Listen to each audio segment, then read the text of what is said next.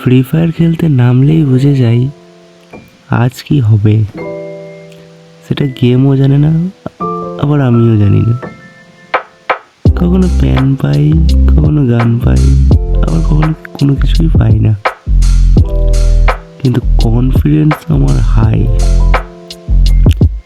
Noob আসুক বা pro আসুক, আমি আমার মতনই খেলি।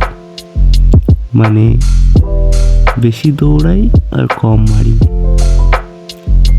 গুলির শব্দ শুনলেই আমার স্ট্র্যাটেজি একটাই, রান।